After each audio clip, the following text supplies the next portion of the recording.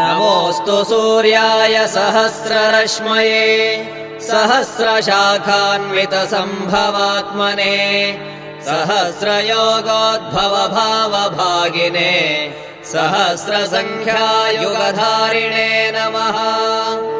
यन्मण्डलम् दीप्तिकरम् विशालम् रत्नप्रभम् तीव्रमनादिरूपम् दारिद्र्यदुःखक्षयकारणम् च पुनातु माम् तत्सवितुर्वरेण्यम्।